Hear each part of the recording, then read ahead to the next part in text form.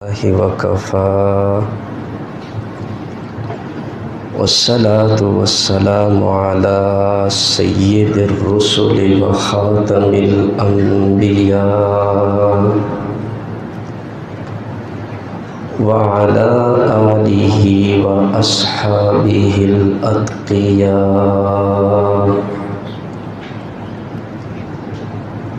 أما بعد فأعوذ بالله من الشيطان الرجيم. بسم الله الرحمن الرحيم.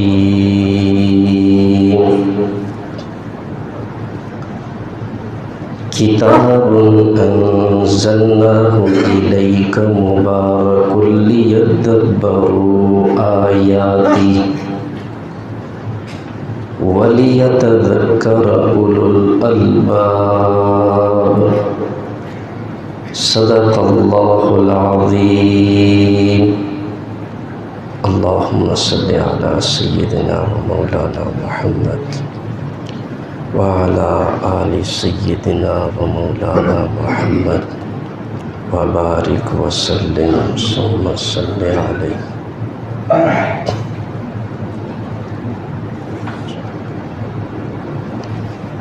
گزشتہ جمعۃ المبارک کے خطبہ میں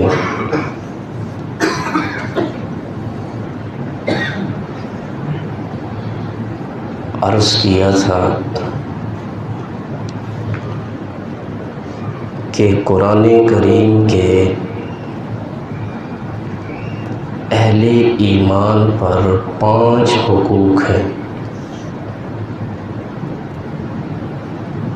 جن میں سب سے پہلا حق یہ ہے کہ ہم قرآن پر ایمان لائیں جیسے ایمان لانے کا حق ہے.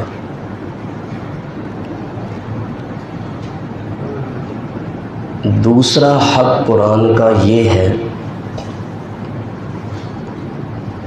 کہ ہم اس کی تلاوت کریں جیسے قرآن کی تلاوت کرنے کا حق ہے. اس پر میں نے تفصیل سے روشنی ڈالی. آج کے اس جمعہ کے خطبہ میں قرآن کریم کا تیسرا حق آپ کے سامنے بیان کروں گا، اور وہ ہے فہم قرآن.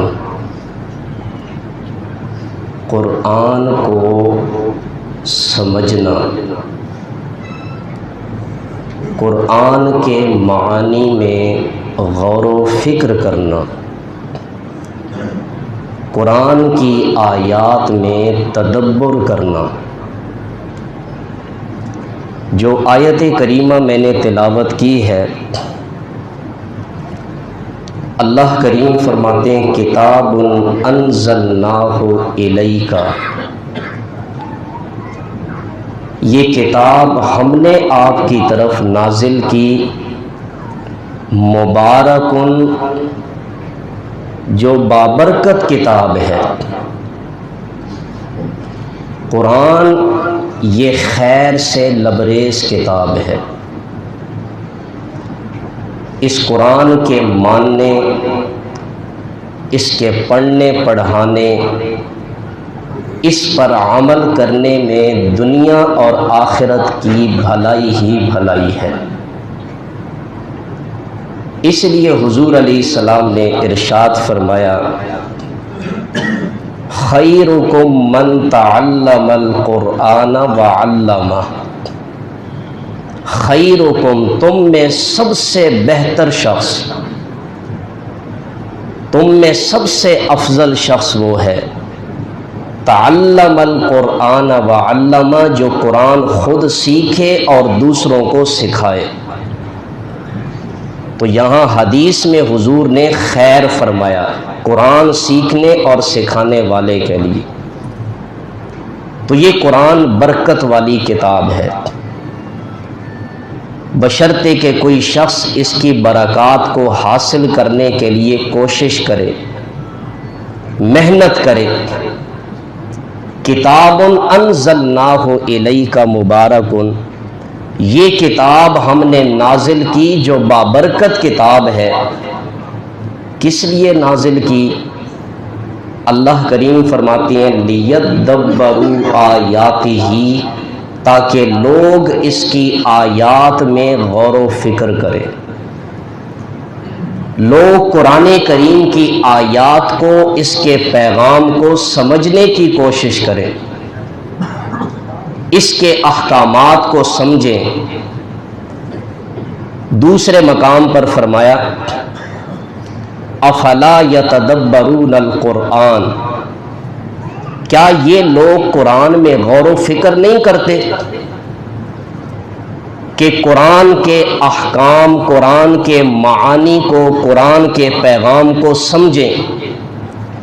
ام علی قلوب اقفالها، یا ان کے دلوں پر تالے لگے ہوئے ہیں جس کی وجہ سے یہ قرآن کے پیغام کو سمجھ ہی نہیں سکتے۔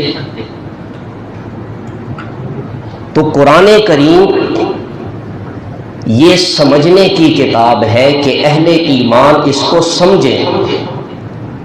اللہ نے اس کو نازل ہی اس لیے کیا کہ مسلمان اس میں غور و فکر کریں، اس کی آیات کو، اس کے احکامات کو سمجھیں اور اس پر عمل کرنے والے بن جائیں۔ صحابی رسول ہیں، فرماتے ہیں کہ صحابہ کرام کی یہ عادت تھی کہ ان میں سے کوئی صحابی 10 آیات پڑھ لیتا تھا، جب تک اس کے معانی نہ سیکھ لیتا، ان آیات کے مفاہیم نہ سمجھ لیتا، اس وقت تک 11ویں آیت کی طرف منتقل ہی نہیں ہوتے تھے۔ یہ صحابہ کرام کی قرآن فہمی کی اور قرآن کی سمجھ کے ان کے اندر رغبت تھی، شوق تھا۔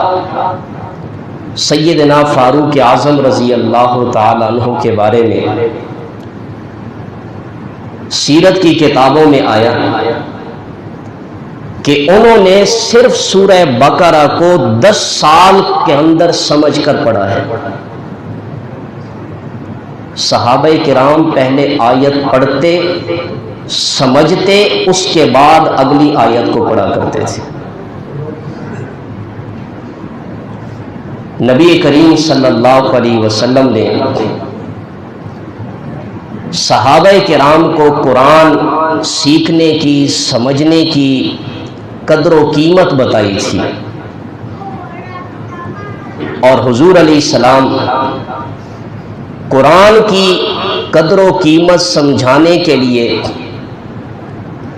بڑے عجیب طریقے اختیار فرماتے تھے۔ آپ علیہ السلام اکثر مثالیں دے کر صحابہ کو یہ بات بتاتے کہ قرآن سیکھنے اور سمجھنے کی اللہ کے ہاں کتنی قدر و قیمت ہے۔ حدیث پاک میں ایک واقعہ آتا ہے، ایک دفعہ آپ علیہ السلام اصحاب صفہ کے پاس تشریف لائے۔ یہ کم و بیش 300 فقراء مہاجرین تھے۔ حضور علیہ السلام کی مجلس میں موجود ہوتے تھے، ان کا کوئی کاروبار نہیں تھا، آپ علیہ السلام سے علم دین حاصل کرتے تھے، اور جب جہاد کے لیے ضرورت ہوتی تو یہی 300 افراد سب سے پہلے جہاد میں شریک ہوتے تھے، اور یہ انتہائی غریب اور پسماندہ لوگ تھے۔ اور یہ بھی یاد رکھیں کہ ہر دور میں حق کو اپنانے والے ہمیشہ معاشرے کے وہ لوگ ہوتے جنہیں معاشرے میں بے نوا اور کمتر سمجھا جاتا تھا۔ آخر کار یہی چیز پیغمبروں کے پیروکاروں کی علامت بن گئی کہ ہر پیغمبر کے پیروکار غریب لوگ ہوتے ہیں، چنانچہ جب شاہ روم ہرقل نے ابو سفیان سے نبی کریم صلی اللہ علیہ وسلم کی بابت باتیں پوچھی، اس نے ان سے ایک بات یہ بھی پوچھی کہ اس پیغمبر کے جو پیروکار ہیں وہ معاشرے میں معزز سمجھے جانے والے لوگ ہیں یا کمتر لوگ ہیں؟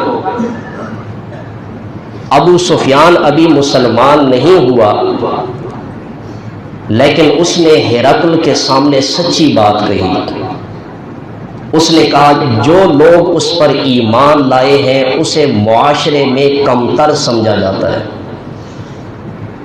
تو فوراً ہرقل نے کہا رسولوں کے پیروکار ہمیشہ ابتدا میں غریب لوگ ہی ہوا کرتے ہیں، معلوم ہوتا ہے یہ اللہ کا سچا پیغمبر ہے۔ لیکن یہ بھی یاد رکھیں یہ جو پیغمبر کے پیروکار ہوتے ہیں غریب ہوتے ہیں، یہ دنیاوی حیثیت ہے، دنیاوی اعتبار سے ان کے پاس کوئی دولت نہیں تھی، کوئی مال نہیں تھا۔ مشرکین کہتے تھے، یہ کہتے ہیں اللہ ہم سے راضی ہے اور ان کے پاس پہننے کے لیے کپڑا نہیں ہے، یہ کہتے ہیں اللہ ہم سے راضی ہے اور ان کو کھانے کے لیے کھانا میسر نہیں ہے، بھوک مٹانے کے لیے ان کے پاس کھانا نہیں ہے، کہتے ہیں اللہ ہم سے راضی ہے۔ تو دنیاوی حیثیت کے اعتبار سے، مال و دولت کے اعتبار سے کمتر تھے مشرکین، اس وجہ سے ان کو نعوذ باللہ ارذل کہتے تھے کہ یہ گھٹیا لوگ ہیں۔ ورنہ حقیقت یہ ہے کہ جو نبی کے پیروکار ہوتے تھے وہ سب سے معزز لوگ ہوتے تھے، وہ معاشرے میں نبی کی نظر میں، اللہ کی نظر میں سب سے اشراف لوگ ہوتے تھے، اگرچہ ان کے پاس مال و دولت نہیں ہوتی تھی۔ آپ قرآن پاک کو پڑھیں، نبی کریم صلی اللہ علیہ وسلم صرف صحابہ کو اپنی مجلس سے اس لیے اٹھا رہے ہیں کہ مشرکین کے سردار میری دعوت کو سن لیں، ہو سکتا ہے کہ یہ ایمان قبول کریں۔ اللہ نے قرآن پاک میں ارشاد فرمایا میرے پیغمبر یہ جو آپ کے غریب صحابہ ہیں، حضرت بلال ہے، حضرت عمار بن یاسر ہے، یہ خبیب اور یہ خباب اور یہ حضرت صہیب، مجھے ان سے بڑی محبت ہے۔ آپ کی مجلس سے اگر یہ صحابہ اٹھ گئے تو میں آپ کا نام ناانصافوں کے رجسٹر میں لکھ دوں گا۔ ظاہری لحاظ سے ضرور غریب تھے، لیکن سب سے بڑے معزز اور غیرت مند لوگ وہ نبی کے پیروکار ہوا کرتے ہیں۔ آپ دیکھ لیں مشرکین کے سردار ہیں، لیکن صحابہ کرام جو حضور کو ماننے والے ہیں، غریب طبقے کے لوگ 313 ہیں، ان کو دیکھ کر مشرکین کے سرداروں پر خوف طاری ہو گیا۔ اللہ تعالیٰ ایمان کی وجہ سے بندے کو عزت عطا کرتے ہیں، حقیقی عزت وہ اللہ نے دین میں رکھی ہے۔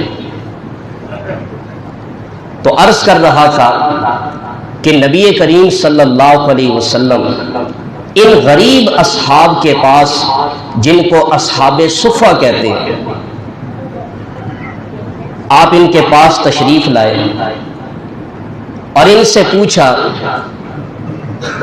کیا تم میں سے کوئی یہ چاہتا ہے کہ اس کو 2 قیمتی اونٹنیاں بغیر کسی محنت اور مشقت کے مل جائیں؟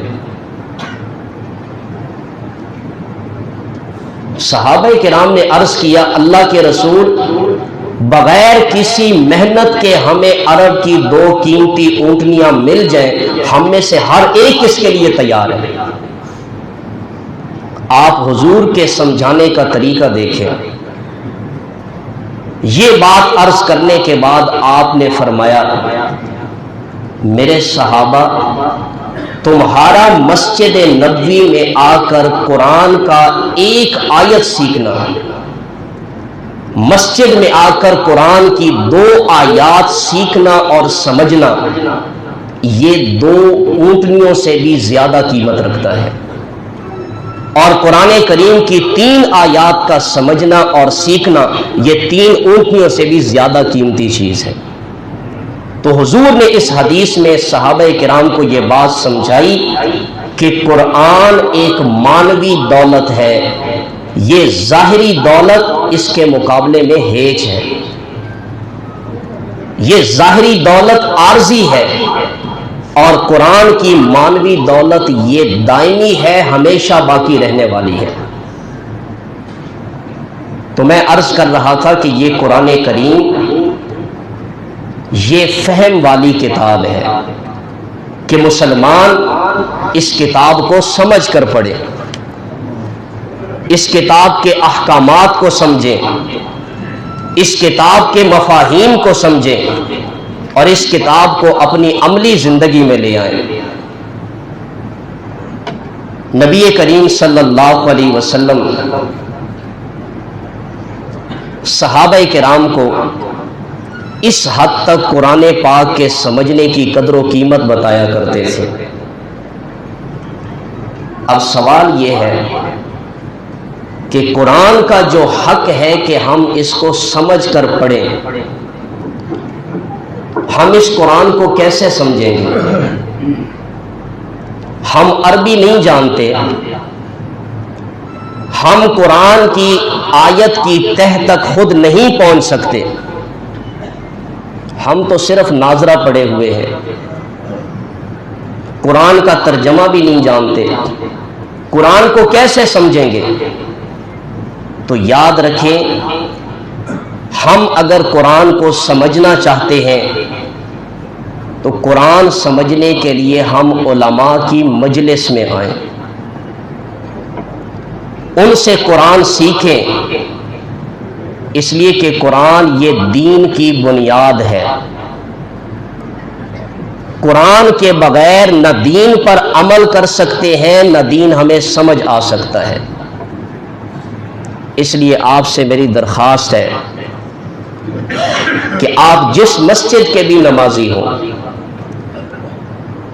وہاں درس قرآن ہوتا ہے، کسی مسجد میں فجر کی نماز کے بعد، کسی مسجد میں عشاء کی نماز کے بعد، اور صرف 10-15 منٹ قرآن کا درس ہوتا ہے، جس میں علماء قرآن سمجھاتے ہیں کہ اللہ کے کلام کا ہم سے مطالبہ کیا ہے۔ آپ حضرات علماء کی مجلس میں بیٹھ کر قرآن کو سیکھیں، تاکہ کل قیامت کے دن ہم اللہ کے سامنے اتنا تو کہہ سکیں، یا اللہ ہم نے اس قرآن کو سمجھا تھا، یہ اس کا پیغام تھا، اور پھر ہم نے اس پہ عمل کیا ہے۔ تو یہ قرآن کا تیسرا حق ہے کہ قرآن کو سمجھ کر پڑھیں۔ اور چوتھا حق قرآن کا، جب سمجھ لیا تو اب اس کے احکامات پر عمل کرنا ہے۔ نبی کریم صلی اللہ علیہ وسلم جو کلام اللہ کی طرف سے لے کر آئے، اسی میں ارشاد فرمایا کہ یہ قرآن وہ کتاب ہے کہ اس کا پیغام لوگوں تک پہنچائیں، تاکہ آپ اس کے ذریعے لوگوں کو ڈرائیں، وہ اس کے پیغام کو سمجھیں اور اس پر عمل کرنے والے بن جائیں۔ قرآن کریم کا موضوع انسان ہے، یہ انسان کی زندگی کو بہتر بنانے کے لیے ہی گفتگو کرتا ہے، مختلف اقوام کے واقعات بیان کرتا ہے، تاکہ اہل ایمان ان لوگوں کے قصے سن کر ان سے سبق حاصل کریں، جنہوں نے اللہ کے نبیوں کی بات مانی، اللہ نے ان کو کون سا مقام دیا، اور جنہوں نے اللہ کے نبیوں کی بات کا انکار کیا، اللہ نے کس طرح ان کو ذلیل و رسوا کیا۔ یہی حضور نے قرآن کے بارے میں بھی فرمایا۔ کیا فرمایا کہ یہ قرآن وہ کتاب ہے کہ بہت سے لوگ اس قرآن کو پڑھتے ہیں، اس پر عمل کرتے ہیں، اللہ اس قرآن کی وجہ سے ان کو بلندیاں عطا فرماتا ہے، اور بہت سے لوگ ایسے ہیں کہ قرآن کو پس پش ڈالنے کی وجہ سے اللہ ان کو پستیوں میں گرا دیتا ہے۔ تو یہ قرآن عمل کی کتاب ہے، اس کو سمجھ لیا تو پھر اپنے وجود پر اس کو نافذ کریں، اس کے ایک ایک حکم پر عمل کرنے والے بن جائیں۔ قرآن پاک میں آتا ہے وَمَن لَّمْ يَحْكُم بِمَا أَنزَلَ اللَّهُ، جو لوگ قرآن کے فیصلے کو نہیں مانتے ان کا اسلام سے کوئی تعلق نہیں ہے۔ ہم ذرا اپنی زندگی پہ غور کریں، قرآن کو ماننے والے ہیں، صاحب قرآن کو ماننے والے ہیں، لیکن ہم اپنی عملی زندگی میں غور کریں قرآن پہ کتنا عمل کر رہے ہیں۔ تو یہ قرآن کا چوتھا حق ہے کہ قرآن پہ عمل کرنے والے بن جائیں، اور قرآن کا پانچواں حق، آخری حق، وہ یہ ہے کہ جب اس پر خود عمل کر لیا اب اٹھیں اور پوری دنیا کے لوگوں تک اس قرآن کا پیغام پہنچائیں۔ نبی کریم صلی اللہ علیہ وسلم کو اللہ نے قرآن پاک میں حکم دیا، یا ایھا الرسول، اے رسول صلی اللہ علیہ وسلم، بلغ ما انزل الیک من ربک، آپ تبلیغ کریں اس کتاب کے ذریعے جو اللہ نے آپ کی طرف نازل کی ہے، اس کا پیغام لوگوں تک پہنچائیں۔ وَإِن لَّمْ تَفْعَلْ فَمَا بَلَّغْتَ رِسَالَتَهُ، اگر آپ نے اللہ کا یہ پیغام لوگوں تک نہیں پہنچایا تو پھر آپ نے تبلیغ کا حق ہی ادا نہیں کیا۔ تو یہ قرآن ایسی کتاب ہے کہ اہل ایمان دوسروں کو بھی اس کی دعوت دیں، دوسروں تک اس کا پیغام پہنچائیں۔ نبی کریم صلی اللہ علیہ وسلم کی 23 سالہ جو دعوت والی زندگی ہے، حضور نے کتنی تکلیفیں اٹھا کر لوگوں تک قرآن پہنچایا، حضور پر لوگوں نے کتنے مظالم اٹھائے، کتنی اذیتیں دی، ایک طرف مشرکین ہے، دوسری طرف منافقین ہے، یہود و نصارہ ہیں، ہر طرف سے حضور کو اذیتیں دے رہے تاکہ قرآن کا پیغام رک جائے۔